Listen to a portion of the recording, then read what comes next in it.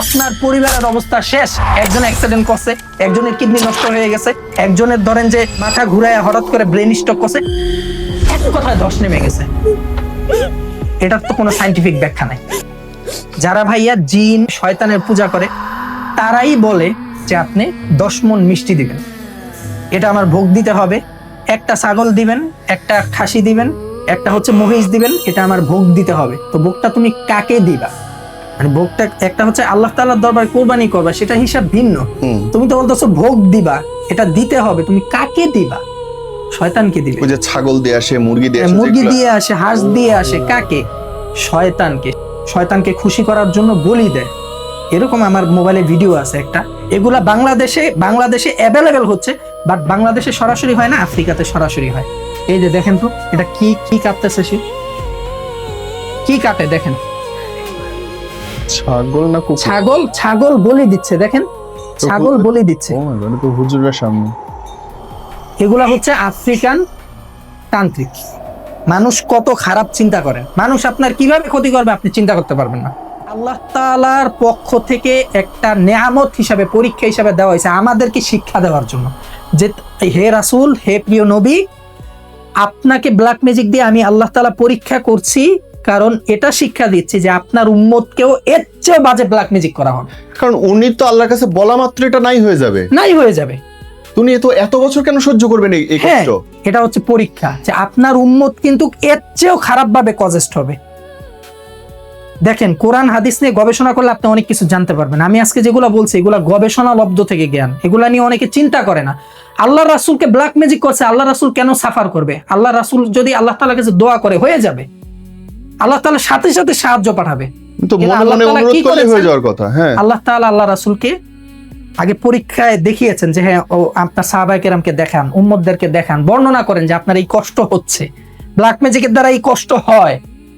এখন আল্লাহ তাআলাকে আল্লাহ রাসূল বলল, ইয়া আল্লাহ, এর সমাধান কি? জিবরাইল আলাইহিস সালাতু ওয়াস সালামের মাধ্যমে পাঠালেন। কি পাঠালেন? সেটা হচ্ছে আমাদের জন্য ঔষধ। সেটা হচ্ছে কি? সূরা ফালাক, সূরা ইখলাস, সূরা নাস। যে হে রাসূল, আপনি আপনার উম্মতকে জানান যে সূরা ফালাক, ইখলাস, নাসের মাধ্যমে, আয়াতুল কুরসির মাধ্যমে আপনার উম্মত কিন্তু এরকম কঠিন ব্ল্যাক ম্যাজিক থেকে রক্ষা পাবে। শিখায় দিছে। এখন যদি এরকম হয়তো আল্লাহ রাসূলের হইছে, কোন আল্লাহ রাসূল বুঝার আগে আল্লাহ তাআলার কাছে বলে দিল, সুস্থ হয়ে গেল, তাহলে তো আমরা জানতাম না সূরা ফালাক কি, সূরা ইখলাস কি, সূরা নাস কি, আয়াতুল কুরসি কি, আমরা তো জানতামই না। আমরা বঞ্চিত হইতাম। তা আমাদেরকে বাঁচানোর জন্য উনি সহ্য করছে। আমার মোবাইলে মাঝে মাঝে কিছু মানুষ এমন পিকচার দেয়, আমি দেখে নিজেই ভয় পাই, এগুলা পচে গেছে। তো ডাক্তারি ট্রিটমেন্ট বলতেছে কিছুই নাই, এটা তো কোনো সমস্যাই ধরা পড়ে না, পচতেছে, অটোমেটিক পচতেছে, কোনো কারণ নাই। ওষুধ ডাক্তার হয়তো পচনশীল থেকে রক্ষা পাওয়ার জন্য কোন একটা মলম বা ওষুধ দিছে, সাপ্লিমেন্ট, কাজ করে না। কেন? ব্ল্যাক ম্যাজিক করা হয়েছে। আর এমন জায়গায় করা হয়েছে, ওই যে বললাম, মৃত মানুষের ভিতরে ব্ল্যাক ম্যাজিক করলে আপনি ওটা নষ্ট করবেন কিভাবে? যদি সাথে সাথে ধরতে পারেন তাহলে কিছু একটা করা সম্ভব, বাট এটা খুব ডিফিকাল্ট কেস। ধরবে কি? কারণ ব্ল্যাক ম্যাজিকটা এমন জায়গায় করা হয়েছে, আনডু করার কোনো অপশন নেই। এটা কেন করা হয় আমি বলি। একটা মৃত মানুষ মারা গেছে, তার মুখের ভিতরে ব্ল্যাক ম্যাজিকের টোটকা চেপে দেওয়া হয়েছে। তাকে কবর দেওয়ার পর সে তো আস্তে আস্তে পচবে। লজিকটা বুঝছেন কিন্তু ভাই, কেন পচে আর কেন মরে এটা ব্যাখ্যা দিতেছি। যারা তান্ত্রিক কবিরাজ তারা কিন্তু ওইভাবে ব্ল্যাক ম্যাজিক করে, যে মৃত মানুষের শরীরের মধ্যে বা মুখের মধ্যে যখন ব্ল্যাক ম্যাজিক বা টোটকা টাইপের তাবিজ ঢুকিয়ে দেওয়া হবে, তাকে কবর দেওয়ার পর সে পচবে কিনা। সবার যারা একবারে আল্লাহওয়ালা বুজুর্গ, তারা তাদের হিসাব ভিন্ন, অধিকাংশই তো পচে যাবে, মিশে যাবে, আমাদের মতো পাপী বান্দা পচে যাবে সব।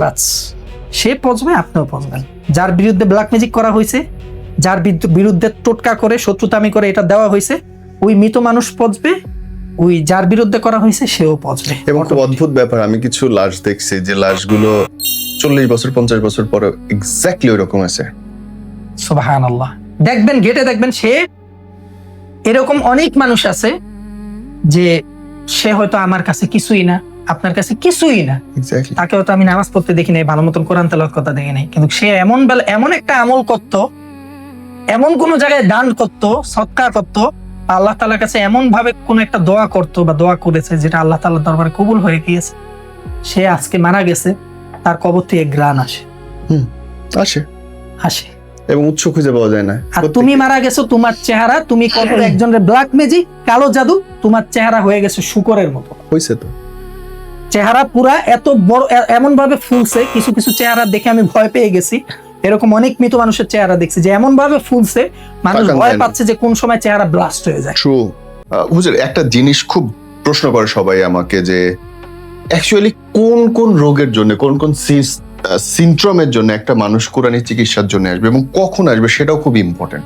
এটা নিয়ে এক্সাক্ট সঠিক ব্যাখ্যাটা আসলে পাওয়া যায় না। আপনার মতামত? রাসূল সাল্লাল্লাহু আলাইহি ওয়াসাল্লাম হাদিস শরীফে বলেছেন, মা আনজালাল্লাহু দাআন ইল্লা আনজালা লাহু শিফাআন। আল্লাহ তাআলা পৃথিবীতে এমন কোন রোগ বা এমন কোন সমস্যা পাঠায়নি যেটা সমাধান কোরআনে অথবা সুন্নাহে নাই, অথবা আল্লাহ তাআলা কোনো না কোনো ভাবে দিয়ে রাখেনি। হয়তো আমি জানি, অন্য কোনো রাকি বা তান্ত্রিক বা কবিরাজ কেউ জানে না, মানে আমার জানা নাই সেটা একটা জিনিস, জানা নাই একটা জিনিস, কিন্তু এটা আছে আছে আছে সমস্যা দিয়েছে, এটা সমাধান আল্লাহ তাআলা দিয়ে রেখেছে। তাহু আল্লাহ তাআলার একটি নাম, ইয়া ফাত্তাহু। এটা প্রত্যেকদিন ফজরের নামাজের পূর্বে, সুন্নত নামাজ, ফজরের নামাজের পূর্বে যে সুন্নত নামাজটা আমরা আদায় করি ফরজ নামাজের আগে, ফজরের ফরজ 2 রাকাত নামাজের আগে আমরা যে সুন্নতটা আদায় করি 2 রাকাত, এই 2 রাকাত সুন্নতের পর ইয়া ফাত্তাহু 41 বার পড়তে হবে 40 দিন। ইয়া ফাত্তাহু ইয়া ফাত্তাহু ইয়া ফাত্তাহু। এখন কথা হচ্ছে, এই আমলগুলো অনেক প্রবাসী দিনী মা বোন অথবা ভাইরা করতে পারে না, অথবা তাদের অনেক কিছু শুদ্ধ নাই, অনেক ভুল হয়, তারাই হচ্ছে আমার কাছে ট্রিটমেন্ট নেওয়ার জন্য আসবে। আমি ডাক্তার, আমি এই বিষয়ে ট্রিটমেন্ট দিব। ওকে, নিজে নিজে পণ্ডিতি করলে হবে না, সোজা হিসাব।